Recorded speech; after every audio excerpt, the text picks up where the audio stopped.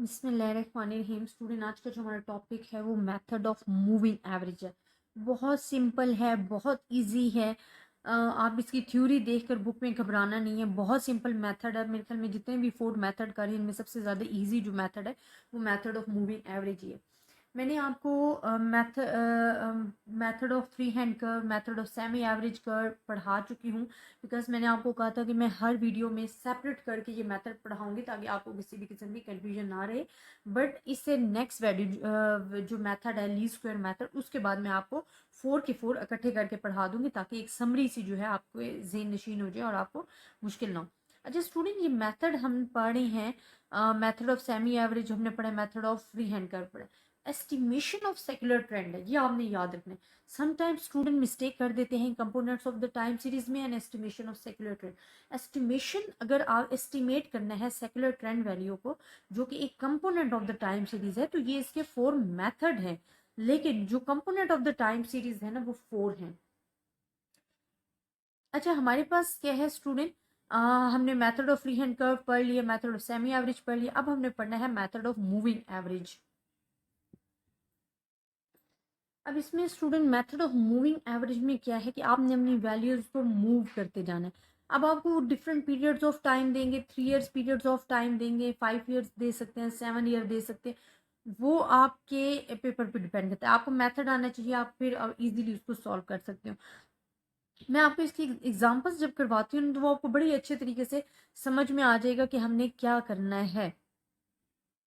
फिर मैं आपको इसके मेरिट्स एंड डीमेरिट्स भी करवाती हूँ। अच्छा, अब देखिए एग्जांपल्स मैं आपके इसके करवाती हूँ। जैसे कि आपके पास है जी, ईयर्स गिवन है एंड आपका डेटा गिवन है, ठीक है। अब वो आपको कह रहे हैं कि आपने 3 इयर्स मूविंग एवरेज फाइंड करना है, ठीक है।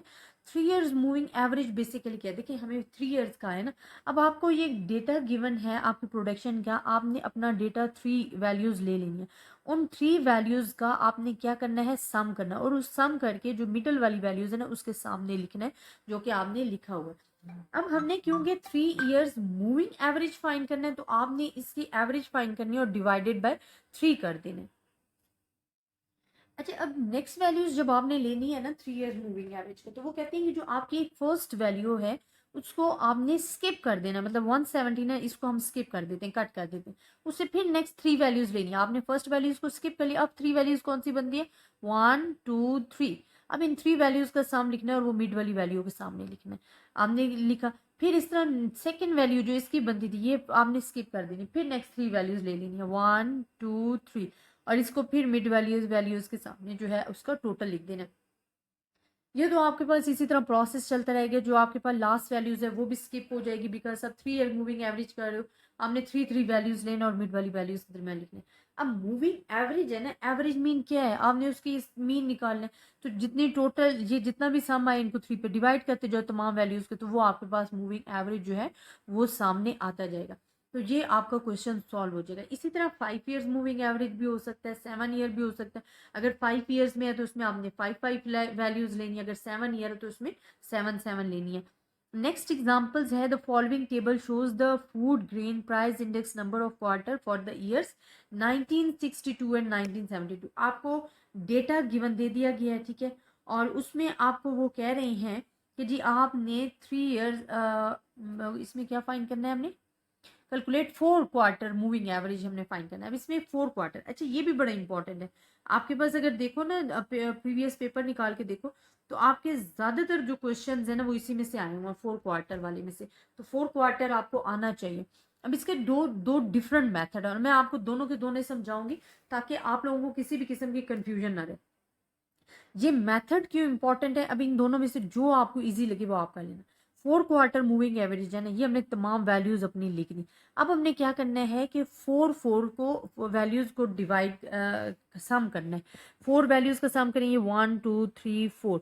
4 वैल्यूज का सम ही, और इस दो दो वैल्यूज के दरमियान, मतलब 2 ऊपर वाली वैल्यू 2 नीचे वाली, इनके मिड में आपने इनका सम लिखना है। इसी तरह नेक्स्ट 4 वैल्यूज ले लेनी है, मतलब यहाँ से लेकर ये 4 ले लिया, इनका सम आपने यूं लिखते जाना। फिर इसको स्किप करके ये 4 वैल्यूज ले लेनी और इनका सम आपने इसके सामने लिखना है।